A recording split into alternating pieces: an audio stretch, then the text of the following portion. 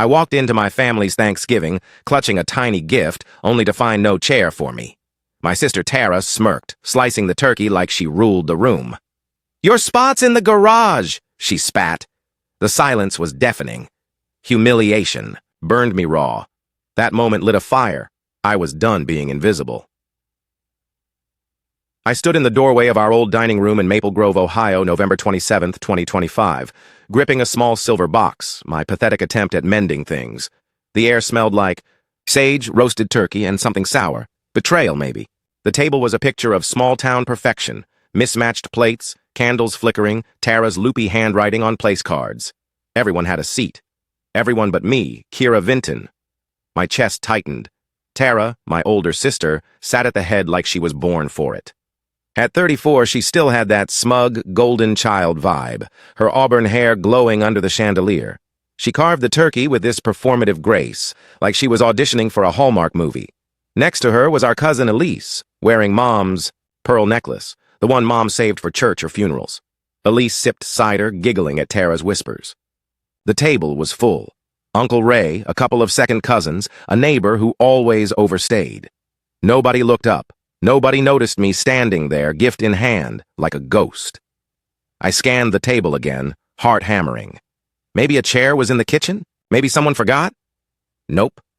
The setup was deliberate, complete without me. Mom, Lila, shuffled in with a tray of mashed potatoes, her apron dusted with flour. She wouldn't meet my eyes, fussing over the gravy like it was her job to avoid me. "Kira, you're early," she muttered, barely audible. "Mom, there's no seat for me," I said, voice low, almost cracking. Tara didn't even pause her carving. Without looking up, she said, "It's in the garage with the folding chairs.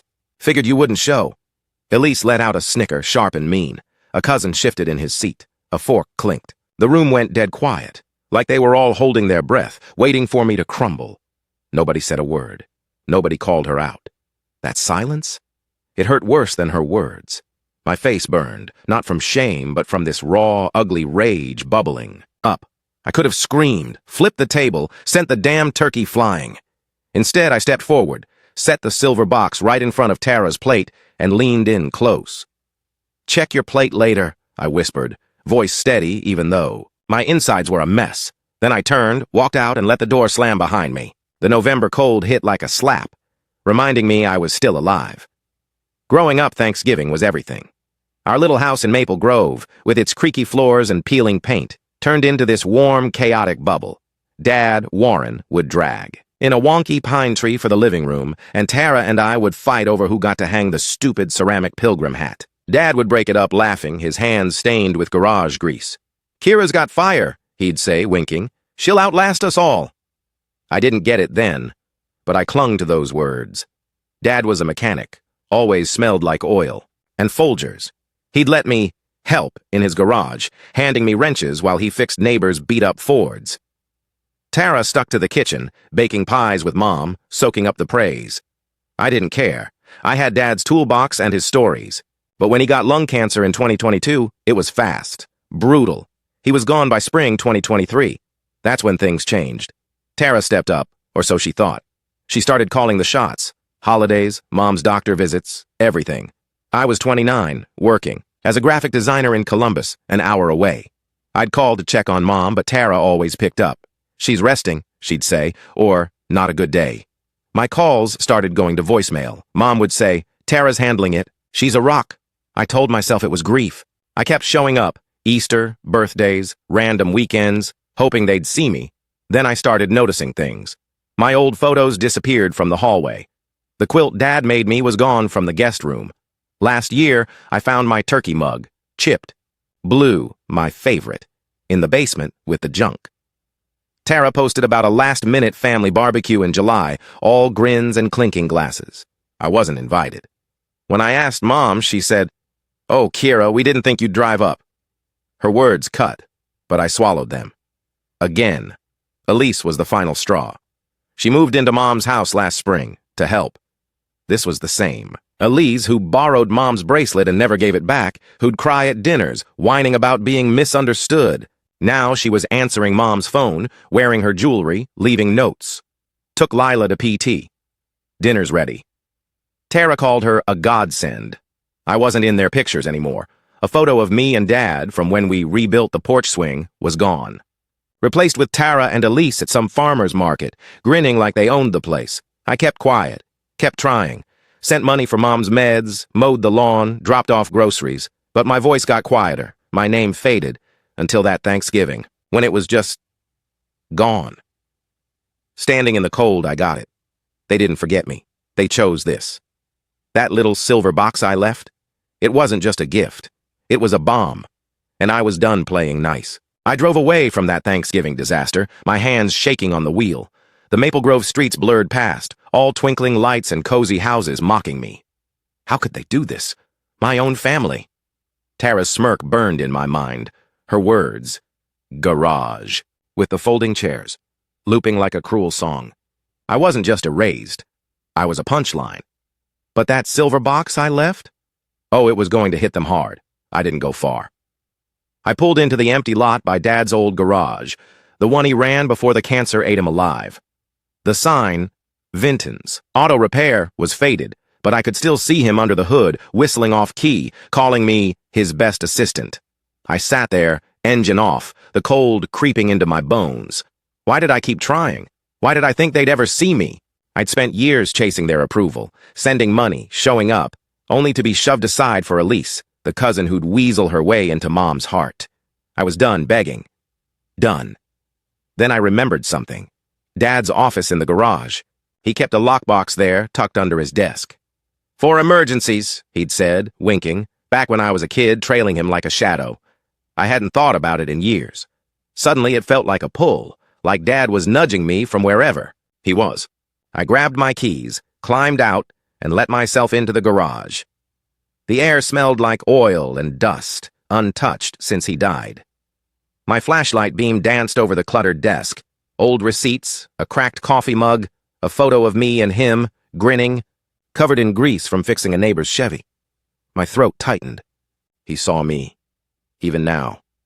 I knelt, heart pounding, and found the lockbox, rusted but heavy. The key was still taped inside his favorite book, Lonesome Dove, on the shelf. When the lock clicked open, I held my breath. Inside was an envelope, my name, Kira, in Dad's shaky scrawl. I tore it open, hands trembling. A will, notarized, dated a month before he died. The garage, the house, his savings, every damn thing was mine.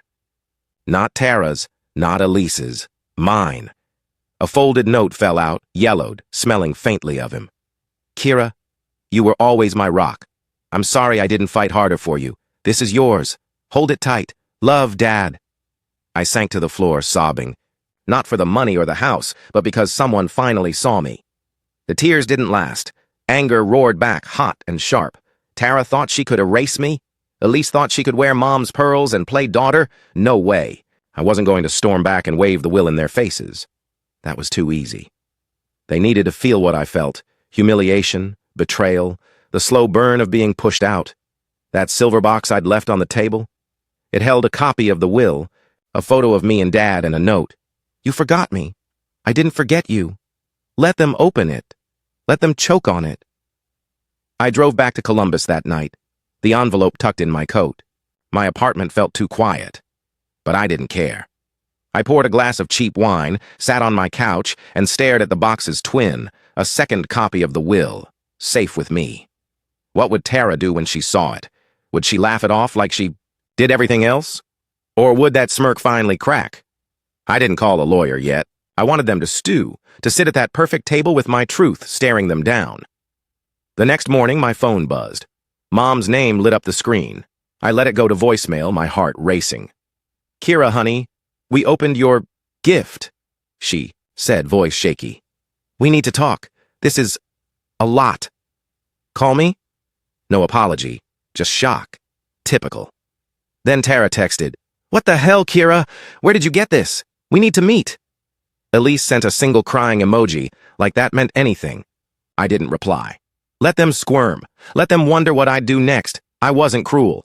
I didn't want to destroy them, but I was done being the one who apologized, who showed up with gifts to fix things. They'd built their little world without me, and now they'd see what it cost. Dad's note was my armor, his words my weapon. You were always my rock. Damn right I was. And rocks don't bend, they break things. By noon, I was back at my desk in Columbus, sketching logos for a client, pretending my life wasn't on fire. My coworker, Jess, noticed my red eyes. "You okay, Kira?" she asked, leaning over. I shrugged. Family drama, the usual. But it wasn't. This was war, quiet and calculated. I wasn't going to scream or cry anymore. I was going to win.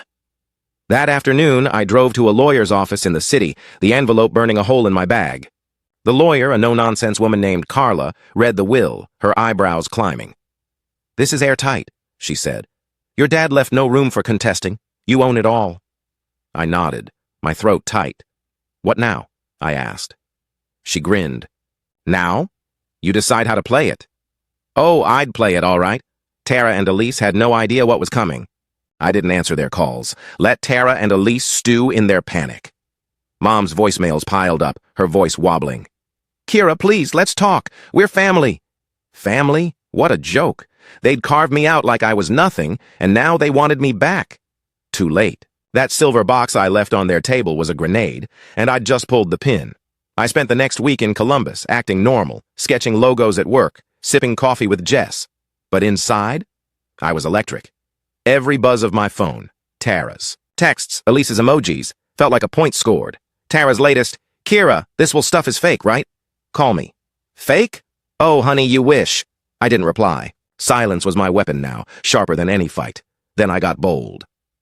I mailed a second envelope to Mom's house, no return address. Inside, a photo of Dad and me laughing in his garage, plus a post-it. "He saw me. Did you?" I pictured Tara's face, that smug smirk crumbling. Would Elise cry again, playing victim? Good. Let them choke on it.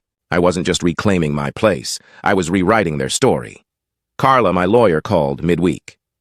"Kira, you ready to move?" she asked. I clutched Dad's note, his words my anchor. "You're my rock." "Yeah," I said. "Let's make it official." She filed papers to transfer the house and garage to my name. No warning, no mercy. Why should I play nice? They'd erased me for years, and I was done waiting for apologies. Thanksgiving was a week ago, but it felt like years. I drove back to Maple Grove, not to Mom's house, but to Dad's garage. The lockbox was still there, a reminder of his trust. I sat in his old chair, the leather cracked, and opened my laptop. Tara had posted online, a family photo from Thanksgiving, all smiles, no me. Caption, "Grateful for my people." My blood boiled. Grateful? For what, stealing my place? I didn't comment. Instead, I posted my own photo, the one of Dad and me, grease on our faces, his arm around me. Caption, "He left me everything. Miss you, Dad." I tagged Tara, Elise, even Mom. Within minutes, my phone exploded. Cousins texted, "What's going on?" Friends DM'd, "Spill the tea." Tara called, but I let it ring. Checkmate. That night, Mom showed up at my Columbus apartment unannounced. She stood in my doorway, clutching her purse, eyes red. "Kira, why are you doing this?" she asked, voice breaking. "Why? Why? You let them push me out," I snapped. "No seat, no call, nothing." She flinched, stammering. "We didn't mean... Tara said you were busy." "Busy?" I laughed, bitter and loud. "You chose her. You chose Elise. Now live with it." She cried, but I didn't budge. "I found Dad's will," I said, voice cold. "The house, the garage. It's mine. He saw me when you didn't." Her face crumpled. "Kira, we can fix this," she whispered. "Fix it? Too late." I shut the door, my heart pounding. Was I cruel? Maybe. But they'd been cruel first, slow and quiet for years. The next day, Carla called. "The transfer's done. The house is yours." I exhaled, dizzy. Mine. But it wasn't about the house. It was about Dad's trust, his words, his love. Tara and Elise could keep their fake family dinners. I had something real. I drove to Maple. Grove again, parked outside Mom's house. My house now. The lights were on, but I didn't go in. Not yet. I wasn't sure what came next. Evict them? Sell it? Or just let them sit in my house, knowing it wasn't theirs. Every choice felt heavy, but powerful. For the first time, I wasn't the one begging to be seen. They'd see me now, whether they liked it or not. And Tara? She'd learn what it felt like to be left out in the cold. I stood outside the house, my house in Maple Grove, the Ohio wind biting my face. It was December 4th, 2025, a week since I'd dropped the will like a bomb. Tara's calls had stopped, but her texts were frantic. "Kira, you can't do this. We need to talk. Can't? Watch me." I hadn't decided if I'd kick them out or let them squirm longer. Either way, I held the power now. Then I saw it. A for sale sign in the yard. My yard. No call, no warning. Just Tara's handwriting on. The sign, "Contact Tara Vinton Realty." My jaw dropped. Was she serious? Selling my house without a word? Rage surged, hot and wild. She wasn't just erasing me now. She was stealing everything Dad left me. I yanked the sign out, tossed it in my trunk, and stormed to the garage. I needed answers. Inside, the air was stale, but Dad's presence lingered. His toolbox, his old radio. I found a crumpled note in a drawer. Tara's writing. "Lila, don't worry, I'll handle the sale. Kira won't know." My blood ran cold. Handle it? She was plotting behind my back. But how? The will was airtight. I called Carla, my lawyer, voice shaking. "Tara's trying to sell the house," I blurted. Carla was calm, too calm. "She can't," she said. "The title's in your name. But I'll dig." She called back an hour later, her voice tight. "Kira, Tara filed a claim saying the will's a forgery. She's got a lawyer." A forgery? My heart stopped. Tara wasn't just desperate. She was unhinged. "What now?" I asked. Carla's reply was sharp. "We fight, and we win." I drove to Columbus, mind racing. How far would Tara go? Would Elise back her up, playing the teary-eyed cousin? I checked my phone. More texts from Mom. "Kira, Tara's stressed. Let's fix this." "Fix what? Her betrayal?" I posted online again a photo of the for sale sign, captioned, "Nice try, Tara. Dad's will says it's mine." The post blew up. Neighbors, cousins, even Dad's old clients commented, "Tara's out of line." My phone buzzed nonstop. That night, I got a call from Uncle Ray, the only family member who hadn't ghosted me. "Kira, Tara's telling everyone you forged the will," he said, voice low. "She's got Elise and some neighbors convinced. Even Lila's doubting." Doubting? Mom? My chest ached. How could she believe Tara over me? Over Dad? "Ray, you know it's real," I said. He sighed. "I do. But Tara's loud, and people listen." I couldn't sleep. Tara's lies were spreading like wildfire.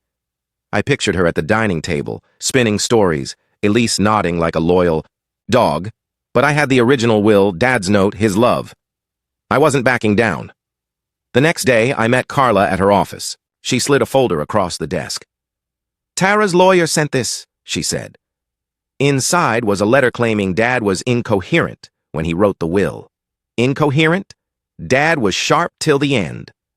I remembered his last weeks, weak but clear-eyed, telling me stories about fixing cars in the 80s. He'd signed that will knowing Tara was taking over, knowing Mom was slipping away. He chose me. "This is bullshit," I told Carla, slamming the folder. She nodded. "We'll prove it. I've got his medical records. He was lucid." Relief hit, but so did fear. What if Tara had more tricks? Then came the bombshell. Jess, my co-worker, texted me a screenshot from a local Maple Grove group chat. Elise had posted, "Kira's always been jealous. She faked that will to hurt us." Attached was a photo of me and Dad, edited to look like I'd photoshopped myself in. My stomach dropped. They were rewriting history. I called Ray again. "Elise is lying," I said, voice breaking. "Check Dad's old camera. He kept backups." Ray promised to look. Hours later, he sent a photo, the original, unedited, from Dad's dusty Nikon. Me and him, grease-stained, laughing. Proof. I forwarded it to Carla, my hands trembling. "Send this to Tara's lawyer," I said. "Let them choke on it." The fight was on, and I wasn't just defending my inheritance. I was defending Dad's truth. Tara thought she could outsmart me? She was about to learn how wrong she was. I clutched the photo Ray sent. Me and Dad, real, untouched, grease on our faces. It was December 10th, 2025, and Tara's lies were unraveling.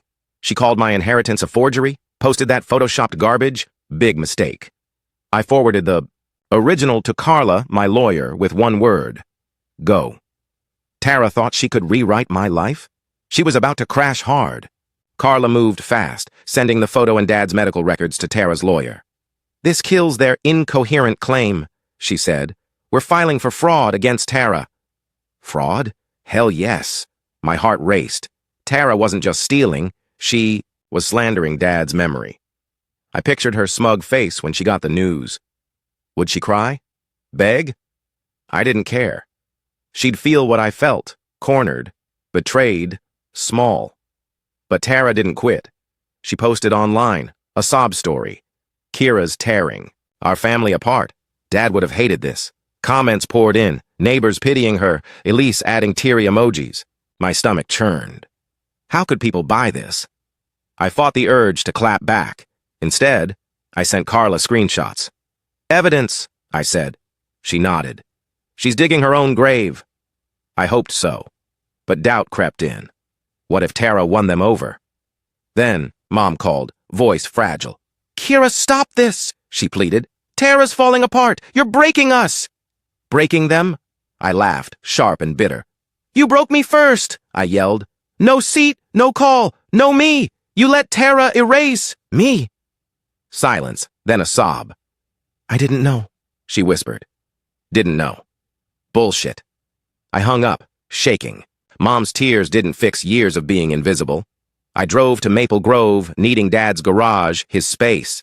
The air smelled of oil and ghosts. I found his old jacket, still hanging by the door. Slipping it on, I felt him. His strength, his trust. In the pocket, a key, small, taped to a note. Kira, safe deposit box, First Ohio Bank. My breath caught. Another secret? What else did Dad hide? I raced to the bank, heart pounding. The box held a letter dated weeks before Dad died. Kira, it read. Tara's pushing Lila to forget you. I see it. I'm sorry I didn't stop it. The house, the garage, my savings, they're yours. Don't let them take your fire. Tears fell, hot and fast. He knew. He saw Tara's game. Behind the letter, bank statements, $50,000 in my name. I gasped. Dad didn't just give me a house, he gave me freedom. I called Carla, voice shaking. There's more. A letter, money, she whistled. This buries Tara's case. Want to confront them? Confront? Oh, I wanted blood. But I said, not yet, let's hit them in court. I wasn't storming in, screaming. I'd win quiet, cold, final. Tara's for sale sign was her last move. Now it was mine.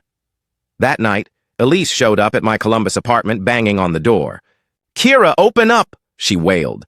I cracked it, arms crossed. Her mascara ran, fake tears on cue. You're ruining everything, she sobbed. Tara's sick. Lila's crying. Sick? Crying? Good, I said, voice ice. You wore Mom's pearls, lived in my house, lied about me. Get out. Her jaw dropped. You're heartless, she spat. I slammed the door. Heartless? No. I was done bleeding for them. The next day, Ray texted. Tara's lawyer backed off. They know they're screwed. I grinned, fierce. Carla had sent the letter, the photo, the bank records. Tara's fraud claim was toast, but she wasn't done. A neighbor DM'd me. Tara was telling everyone I'd stolen Dad's money, that I'd bullied Mom. Bullying? Me? I posted the bank statements. Online, redacted but clear. Dad's choice, not mine. The Maple Grove group chat exploded. Tara went silent. I sat in my apartment, Dad's jacket over my shoulders, his letter in my lap. The war wasn't over, but I was winning. Tara's lies, Elise's tears, Mom's pleas, they couldn't touch me now. Dad's fire was mine. Burning. Brighter than ever. What would Tara try next? Did it matter? I had his truth, his trust, and a fight she'd never win.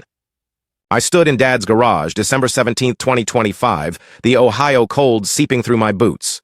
Tara's lies, forgery, theft, bullying, had crumbled, but she hadn't surrendered. Her latest text, Kira, you win. Let's split the house. Family first. Family? After erasing me? No way. I gripped Dad's letter, his words my shield. Don't let them take your fire. This ended now, Carla called, voice electric. Tara's lawyer dropped the case. She's got nothing. Nothing? Perfect. I'd won the house, the garage, the $50,000. Dad's trust. But Tara's sob story still lingered online, painting me as the villain. Neighbors whispered. Mom stayed silent. Enough. I wasn't just defending my inheritance. I was taking back my name, my story, my life. I planned the final strike. No screaming, no fights, just truth, sharp and unstoppable. I drove to Maple Grove, heart pounding, and parked outside my house. The lights glowed, mocking me with their fake warmth. I didn't knock. I walked in, unannounced, the deed in my bag. Tara, Elise, and Mom sat at the dining table mid-dinner. No seat for me still. Their forks froze. "Kira?" Mom gasped. Tara's smirk faltered. Elise paled. "Showtime!" I dropped the deed on the table, the thud echoing. "This house is mine," I said, voice steel. "Dad's will, his letter, his money, mine. You lied, Tara. You schemed. You lost." Tara's eyes widened. "Kira, we can—" "No!" I cut her off. "You sold my place, forged claims, trashed Dad's memory." I pulled out my phone, played a voicemail Dad left me weeks before he died. "Kira, you're my heart. Don't let them break you." The room went dead. Mom sobbed. Elise stared at the floor. Tara's face cracked, no words left. I wasn't done. I turned to Elise. "You wore Mom's pearls, lived my life, lied about me. Why?"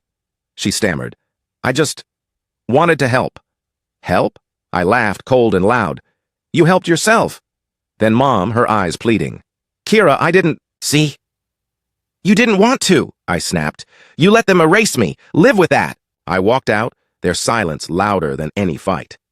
Outside, I posted online one last time. The deed, Dad's voicemail, the unedited photo of us captioned, "Dad chose me. Truth wins." Maple Grove's group chat erupted.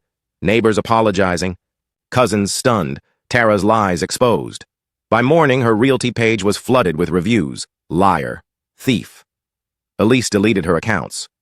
Mom texted, "I'm sorry, too late." I didn't reply. They'd feel my absence now, forever.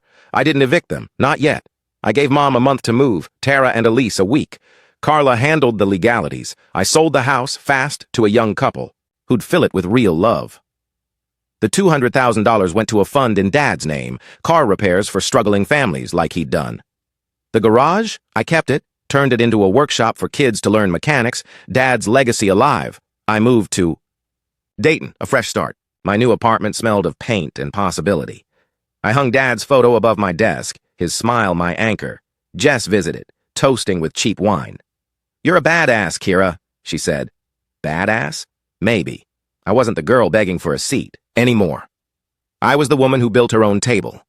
One night, I got a letter. No return address. Mom's handwriting. "I failed you.